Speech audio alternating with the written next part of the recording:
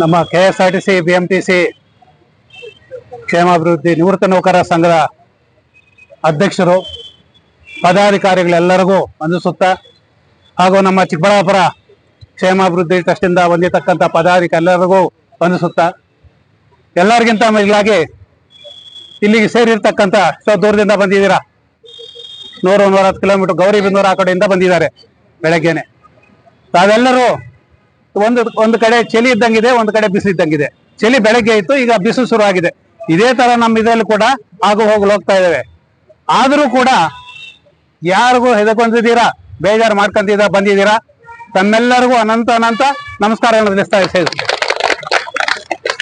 ಮುಖ್ಯವಾಗಿ ಈಗ ನಮ್ಮ ಸರ್ಕಾರದ್ದು ಏನಾಗಿದೆ ಅಂತ, ಕರ್ನಾಟಕ ಸರ್ಕಾರದ್ದು ಈ ಮನುಷ್ಯರ ಸ್ವಲ್ಪ ಬೇಜಾರಾದ್ರೆ ಮಕ್ಕಳನ್ನಾಗ್ಲಿ ಬೇರೆಯವ್ರನ್ನಾಗ್ಲಿ ಬೈತೀವಲ್ಲ, ಏನ್ ಪಾಡೋ ನೀನು ನಾಯಿ ಪಾಡು, ಯಾಕೆ ನಾಯಿ ತರ ಬೊಗಳ್ತೀಯ, ಯಾಕೆ ನಾಯಿ ತರ ಇರ್ತೀವ ಅಂತ ಆ ಸ್ಥಿತಿಗೆ ತಂದ್ಕೊಟ್ಟಿದ್ದಾರೆ ನಮ್ಮ ರಾಜ್ಯ ಸರ್ಕಾರದ ಒಂದು ವಿಷಯದಲ್ಲಿ. ಅಂತಂದ್ರೆ ತಮ್ಗೆಲ್ಲರಿಗೂ ಗೊತ್ತಿರ್ಬೋದು, ಒಂದು ನಾಯಿಗೆ 3,215 ರೂಪಾಯಿ ಖರ್ಚು ಮಾಡ್ತಾ ಇದ್ದಾರೆ ನಮ್ಮ ಸರ್ಕಾರ, BBMP ಸರ್ಕಾರ ಕೂಡ. BBMP ಅಂದ್ರೆ ಸರ್ಕಾರ ಅಂತಾನೆ.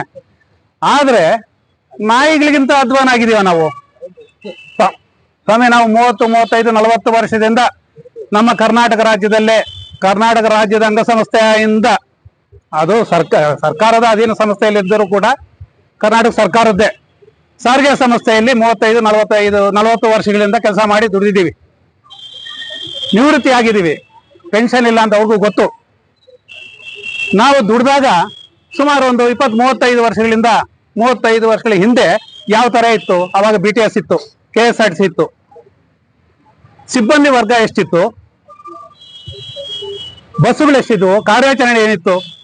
ಆದ್ರೆ ನಾವೆಲ್ಲ 30-35-40 ವರ್ಷ ದುಡ್ದು ಪ್ರಾಮಾಣಿಕವಾಗಿ ದುಡಿದು ಎಲ್ಲಾ ನೌಕರರು, ಅದರಲ್ಲಿ ಆಫೀಸರ್ಸ್ ಅಂತಿಲ್ಲ, ನೌಕರರು ಕಂಡಕ್ಟರ್ ಡ್ರೈವರ್ ಅಂತಿಲ್ಲ, ಮೆಕ್ಯಾನಿಕ್ಸ್ ಅಂತಲ್ಲ, ಎಷ್ಟೊಂದು ಅವಾರ್ಡ್ಗಳು ಬಂದವೆ. ಈಗ ನಿನ್ನೆಲ್ಲ ಮಂದ ಯಾವ್ದೋ 3-4 ಬಂದವೆ KSRTCಗೆ, ಬರ್ತಾನೆ ಇದಾವೆ. ಯಾರಿಂದ ಸ್ವಾಮಿ, ಯಾರಿಂದ ಬಂದವೆ? ಸರ್ಕಾರ ದುಡ್ದಿದ್ಯಾ? ಅಲ್ಲಿ ದುಡ್ದಿರೋದು ನಾವು ನೀವು. ಇಷ್ಟೊಂದು ದುಡಿದು ಇವತ್ತು ದೇಶ ವಿದೇಶಗಳಲ್ಲಿ ಕೂಡ, ಭಾರತದಲ್ಲಿ ಕರ್ನಾಟಕ KSRTC ಅಂತ ಡಿಪಾರ್ಟ್ಮೆಂಟ್ ಅಲ್ಲಿ ಸಾರಿಗೆ ಸಂಸ್ಥೆ, ಆ ಸಂಸ್ಥೆಯಲ್ಲಿ ದುಡಿತಕ್ಕಂಥ ನೌಕರರ ಯಾವ ತರ ದುಡಿತಾ ಇದಾರಪ್ಪ, ಅಲ್ಲಿ ಇಷ್ಟೊಂದು ಪ್ರಶಸ್ತಿಗಳು ಬಂದವೆ ಅಂತ ಇದು ನೋಡ್ತಾ ಇದ್ದಾರೆ. ಆ ಸ್ವಲ್ಪ ಕೂಡ ಕಿಂಚತ್ತೂ ಇಲ್ವೇ ನಮ್ಮ ಸರ್ಕಾರಕ್ಕೆ? ಇಲ್ಲಿ ಕೇಂದ್ರ ಸರ್ಕಾರದ ಸಪರೇಟು, ರಾಜ್ಯ ಸರ್ಕಾರದ ಕಣ್ಣು ತೆಗೆಸುವುದು ನೋಡುವುದು ಬೇಡವಾ? ಪ್ರತಿ ತಿಂಗಳಲ್ಲಿ 2 ಸಾರಿ ಬಾಯ್ ಬಡ್ಕಂತ ಇದೇ ತರ, ಸ್ವಾಮಿ ನಮ್ಗೆ ಪೆನ್ಷನ್ ಇಲ್ಲ, ಪೆನ್ಷನ್ ಕೊಡ್ಸಿ. ಕೇಂದ್ರ ಸರ್ಕಾರದ ಒಂದು ಕಡೆ, ಸುಪ್ರೀಂ ಕೋರ್ಟ್ ಅಲ್ಲಿ ವಾದ ಆಗಿರೋದು ಒಂದು ಕಡೆ, ಇಲ್ಲಿ ನೋಡ್ತಾ ಇದ್ದಾರಾ? ದಿನಪತ್ರಿಕೆಗಳಲ್ಲಿ ಬರ್ತಾ ಇದೆ. PF ಆಫೀಸ್ ಮುಂದೆ ನಾವು 2 ಗಂಟೆ 3 ಗಂಟೆ ಪ್ರೊಟೆಸ್ಟ್ ಮಾಡ್ತಾ ಇದ್ದೀವಿ, ಲಾಲ್ಬಾಗಲ್ಲಿ ಸೇರ್ತಾ ಇದ್ದೀವಿ. ಮೊನ್ನೆ ಹೋದ ಅಕ್ಟೋಬರ್ ಅಲ್ಲಿ ದೊಡ್ಡದಾಗಿ ಫ್ರೀಡಂ ಪಾರ್ಕ್ ಅಲ್ಲಿ ದೊಡ್ಡದಾಗಿ ಸಮಾವೇಶನ ನಡೆಸಿದ್ರಲ್ಲ, ಅದೆಲ್ಲ ನೋಡ್ತಾ ಇಲ್ವಾ ಇವರು? ಇವ್ರಿಗೇನು ಇಲ್ವೇನೋ ನಮ್ಮ ಕಡೆಯಿಂದ ಏನಾದ್ರು ಸಹಾಯ ಮಾಡೋಣ ಅನ್ನೋ ಮನೋಭಾವನೆನೇ ಇಲ್ವೇ? ಆ ಸಂಸ್ಕಾರನೇ ಇಲ್ವೇ ಈ ಸರ್ಕಾರಕ್ಕೆ ಕೂಡ? ನಾಯಿಗಳಿಗೆ ಅಷ್ಟು ಸಪೋರ್ಟ್ ಮಾಡಿದ್ದೀರಿ ಅಂತಂದ್ರೆ, ಸರ್ಕಾರಕ್ಕೆ ದುಡಿದು ರಿಟೈರ್ಡ್ ಆಗಿ ನಮ್ಮ ಕರ್ನಾಟಕನ ಎಲ್ಲಿವರೆಗೂ ಉನ್ನತ ಮಟ್ಟಕ್ಕೆ ಏರಿಸಿದ್ರಲ್ಲಿ ಬಹಳ ಪ್ರಮುಖವಾದ ಪಾತ್ರ ಇರೋದು ಅಂದ್ರೆ ನಮ್ಮ KSRTC BMTC ದಿಂದ. ಇಷ್ಟೊಂದು ಪ್ರಶಸ್ತಿಗಳು ಬಂದಿರೋದು ನನಗೆ ತಿಳಿದಿರೋ ಮಟ್ಟಿಗೆ ಬೇರೆ ಯಾವ ಸರ್ಕಾರದ ಅಂಗಸಂಸ್ಥೆಗಳಲ್ಲೂ ಬಂದಿಲ್ಲ. ಅದಕ್ಕೆಲ್ಲ ನಾವೇ ಕಾರಣ. ಆದ್ರೆ ಒಬ್ಬ ಮಂತ್ರಿ ಮಹೋದಯರಾಗ್ಲಿ, VIPಗಳಾಗ್ಲಿ ಯಾರು ನೆನ್ಸ್ಕೊಂತ ಇಲ್ಲ. ದುಡಿದವರೇ ಸಂಬಳ ಕೊಟ್ಟಿದ್ದೀವಿ, ಯಾಕೆ ಬೇರೆಯವ್ರು ಕೊಟ್ಟಿಲ್ವಾ, ಬೇರೆಯವ್ರು ತಗೊಂಡಿಲ್ವಾ? ಅವ್ರಿಗೆ ಯಾಕೆ ಬರ್ತಾ ಇದೆ ಅಂತ ಅಷ್ಟು? ಅವ್ರಿಗಿಂತ ಹೆಚ್ಚು ದುಡ್ದಿದ್ದೀವಿ ನಾವು, ನಮ್ಮಿಂದ ಹೆಚ್ಚು ಪ್ರಯೋಜನ ಆಗಿದೆ ನಮ್ಮ ಸರ್ಕಾರಕ್ಕೆ. ಆದ್ರೂ ಕೂಡ ಕಿವಿಯಲ್ಲಿ ಹಾಕಂತ ಇಲ್ಲ. ಏನಂತಂದ್ರೆ, ರಿಟೈರ್ಡ್ ಆಗಿಬಿಟ್ಟಿದ್ದಾರೆ, ವಯಸ್ಸಾಗಿದೆ, ಏನೋ ಬಂದು ತಿಂಗಳಿಗೆ 2 ಸಾರಿ ಜೈಕಾರ ಹಾಕ್ತಾರೆ, ಹೋಗ್ತಾರೆ. ತೀವ್ರ ತರವಾದ ಒತ್ತಡ ಸರ್ಕಾರದ ಮೇಲೆ ಬೀಳ್ತಾ ಇಲ್ಲ. ಈ ತೀವ್ರತರವಾದ ಒತ್ತಡ ಹಾಕಬೇಕು ಅಂತಂದ್ರೆ ನಮ್ಮ ರಿಟೈರ್ಡ್ ಎಂಪ್ಲಾಯೀಸ್ ಎಲ್ಲ ನಮ್ಮ ಜೊತೆಗೆ ಖಾಸಗಿ ರಂಗ ಸಂಸ್ಥೆಯಲ್ಲೂ ಕೂಡ ಇದಾರಲ್ಲ, ಖಾಸಗಿ ಸಂಸ್ಥೆಗಳಲ್ಲಿ ರಿಟೈರ್ಡ್ ಆಗಿರೋರು, ಅವ್ರು ಕೂಡ ಬಂದ್ರೆ ಇನ್ನ ಹೆಚ್ಚಿನ ಬಲ ಬಂದಂಗಾಗುತ್ತೆ. ಆವಾಗ ಬುದ್ಧಿ ಕಲಿಸ್ಬೋದು ಕೇಂದ್ರ ಸರ್ಕಾರಕ್ಕಾಗ್ಲಿ ರಾಜ್ಯ ಸರ್ಕಾರಕ್ಕಾಗ್ಲಿ.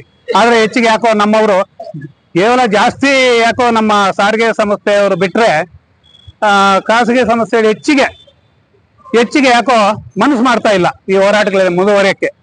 ಇರ್ಲಿ, ಆದ್ರೂ ಕೂಡ ನಾವೇನು ಯಾರೇ ಆಗ್ಲಿ ಬೇಜಾರು ಮಾಡ್ಕೊಳ್ಳೋ ಅವಶ್ಯಕತೆ ಇಲ್ಲ. ಇಷ್ಟು ವರ್ಷಗಳಿಂದ ಮಾಡ್ಕೊಂಡು ಬಂದಿದ್ದೀವಿ. ಒಂದು ಹಂತಕ್ಕೆ ಬಂದಿದೆ. ಅವರು ಕೇಂದ್ರ ಸರ್ಕಾರದಲ್ಲಿ PF ಅಧಿಕಾರಿಗಳು, ಅದಕ್ಕೆ ಸಂಬಂಧಿಸಿದ ಮಂತ್ರಿ ಮಹೋದಯರು ನಾಯಕರ ದಿಕ್ಕು ತಪ್ಪಿಸ್ತಾ ಇದ್ದಾರೆ, ದಾರಿ ತಪ್ಪಿಸ್ತಾ ಇದ್ದಾರೆ. ಹೋದಾಗ್ಲೆಲ್ಲ ನಾವು ಮೆಮೊರಾಂಡಮ್ ತಗೊಳ್ಳೋದು, ನಿಮ್ಮ ಕೆಲಸ ನಡೀತಾ ಇದೆ, ನಿಮ್ದು ಪ್ರೋಸೆಸ್ ಅಲ್ಲಿ ಇದೆ, ನೀವು ಧರಣಿ ಮಾಡಬೇಡಿ, ನೀವು ಸತ್ಯಾಗ್ರಹ ಮಾಡಬೇಡಿ, ನಿಮ್ಮ ಕೆಲಸ ನಾವು ಮಾಡಿಕೊಡ್ತೀವಿ, ನಿಮ್ಮ ಸಮಸ್ಯೆಗಳೆಲ್ಲ ನಮ್ಮ ಕೇಂದ್ರ ಸರ್ಕಾರಕ್ಕೆ ಗಮನಕ್ಕೆ ಬಂದಿದೆ ಅಂತಂದ್ಬಿಟ್ಟು ಅಲ್ಲಿಗೆ ಹೋದಾಗ್ಲೆಲ್ಲ ಈ ಮಾತುಗಳು ಹೇಳ್ಬಿಟ್ಟು ತಳ್ತಾ ಇದ್ದಾರೆ. ಯಾಕೋ ನಮ್ಮ ನಾಯಕರು ಕೂಡ ಈ ತರ ದಿಕ್ಕು ತಪ್ಪಿಸ್ತಾ ಇದ್ದಾರೆ ಅಂತ 1 ಸಾರಿ 2 ಸಾರಿ 3 ಸಾರಿ ನೋಡಿದ ಮೇಲೆ ಇವರು ಎಚ್ಚೆತ್ಕೊಂತ ಇಲ್ಲ, ಅದೇ ದಾರಿ ಹೋಗ್ತಾ ಇದಾರೆ. ಹೋಗೋದು, ಮನವಿ ಪತ್ರ ಕೊಡೋದು, ನಮಸ್ಕಾರಗಳು ಹಾಕೋದು, ಸ್ವಾಮಿ ನಮ್ಮ ಬಾಧೆ ಹೆಂಗಿದೆ, ದೇಶದಾದ್ಯಂತ ಇಷ್ಟೊಂದು ಜನ ಇದ್ದಾರೆ, ಏನಾದರೂ ಮಾಡಿ. ಯಾಕೆ ಸ್ವಾಮಿ ಭಿಕ್ಷೆ ಬೇಡ್ದಂಗೆ ಬೇಡ್ತೀರಾ? 1 ಸಾರಿ 2 ಸಾರಿ ಬೇಡ್ಕೊಂಡಿದ್ದೀರಾ? ಸುಪ್ರೀಂ ಕೋರ್ಟ್ ಆದೇಶದ ಪ್ರಕಾರನೇ ಪಿಂಚಣಿ ಕೇಳೋದು ನಮ್ಮ ಹಕ್ಕು ಅಂತ ಕೊಟ್ಟಿದ್ದಾರೆ. ಅಂದ ಮೇಲೆ ನಾವು ಭಿಕ್ಷೆ ಬೇಡೋದೇನಕ್ಕೆ? ಕಾನೂನುಬದ್ಧವಾಗಿ ಕೇಳಿ. ಒಂದು ಉನ್ನತ ಮಟ್ಟದ ನಾಯಕರೆಲ್ಲ ಸೇರಿ ಎಲ್ಲಾ ಕಡೆ ಕೂತ್ಕೊಂಡಿದೀವಿ ಅಂದ್ರೆ ಎದ್ದು ಬರಬಾರ್ದು, ಅಲ್ಲಿ ಕೂತ್ಕೊಂಡಿದೀವಿ ಅಂದ್ರೆ ಎದ್ದು ಬರಬಾರ್ದು. ಅದು ಏನೇ ಆಗ್ಲಿ, ಈ ತರ 1 ಸಾರಿ ಕೂಡ ಮಾಡ್ಲಿಲ್ಲ ನಮ್ಮವರು. ಅದಕ್ಕೇನೋ ಕಾರಣಗಳು ಹಲವಾರು ಇರ್ಬೋದು. ಅದರ ಬಗ್ಗೆ ನಾವು ಟೀಕೆ ಮಾಡೋದು ಬೇಡ, ಟೀಕೆ ಮಾಡ್ತಾ ಇಲ್ಲ ಅದು. ಆದ್ರೆ ಇನ್ನ ಸ್ವಲ್ಪ ಏನು ದಾರಿ ಮುಖಾಂತರ ಹೋಗ್ತಾ ಇದೀವಿ, ಆ ದಾರಿಯನ್ನ ಪುನರ್ ಪರಿಶೀಲಿಸಬೇಕು ಅಂತ ಅಂದ್ಬಿಟ್ಟು ನಮ್ಮ ನಾಯಕರಲ್ಲಿ ವಿನಂತಿ ಮಾಡ್ಕೊಂತೀನಿ. ಒಂದು ನಿವೃತ್ತಿಯ ಜೀವನವನ್ನ ಈ ರೀತಿ ಅವರು ಅಧಿಕಾರಿಗಳು ಮತ್ತೆ ಸರ್ಕಾರ ನಡೆಸ್ಕೋತೆ ಅಂತಕ್ಕಂಥದ್ದು ನಾವು ಕನಸು ಮನಸ್ಸಿನಲ್ಲೂ ಎಣಿಸಿರಲಿಲ್ಲ. ನಮ್ಮ ಜೀವನ ನಾವು ಸೇವೆಯಲ್ಲಿ ಇರ್ತಕ್ಕಂಥ ಸಂದರ್ಭದಲ್ಲಿ ಇದೇ ರೀತಿ ಇರುತ್ತೆ ಅಂತಕ್ಕಂಥದ್ದನ್ನ ನಾವು ಮಾಡ್ಕೊಂಡಿದ್ದು. ಆದ್ರೆ ಕಾಯ್ದೆ ಕಾನೂನುಗಳೆಲ್ಲವನ್ನು ತಿರುಚಿ, ಕಾಯ್ದೆ ಕಾನೂನುಗಳೆಲ್ಲವನ್ನು ಉಲ್ಲಂಘಿಸಿ ಅವರ ಒಂದು ಅಧಿಕಾರ ದರ್ಪ, ದೌರ್ಜನ್ಯ ಮತ್ತೆ ಅವರ ಒಂದು ಸೊಕ್ಕಿನಿಂದ ಈ ರೀತಿಯಾದ ಒಂದು ಆದೇಶವನ್ನ ಈ ಅಧಿಕಾರಿಗಳು ಮಾಡ್ತಾ ಇದ್ದಾರೆ. ಈ ಅಧಿಕಾರಿಗಳಿಗೆ ನಾನು ಇವರ ಕಚೇರಿನಲ್ಲಿ ಧಿಕ್ಕಾರ ಹೇಳ್ತೀನಿ. ಅಂತ ಅಧಿಕಾರಿಗಳು ಈ ರೀತಿಯಾಗಿ ನಿವೃತ್ತ ನೌಕರರನ್ನು ನಡೆಸ್ಕೊಂಡಿರೋದು ನಿಜವಾಗೂ ಅತ್ಯಂತ ದುಃಖಕರ ಸ್ನೇಹಿತರೆ. ಕೊನೆಗೆ ಈ ಒಂದು ಮನವಿ ಪತ್ರ ಸಲ್ಲಿಸುವ ಕಾರ್ಯಕ್ರಮದಲ್ಲಿ ನನ್ನ 2 ಮಾತುಗಳನ್ನು ನಂತರ ಹೇಳ್ತೀನಿ.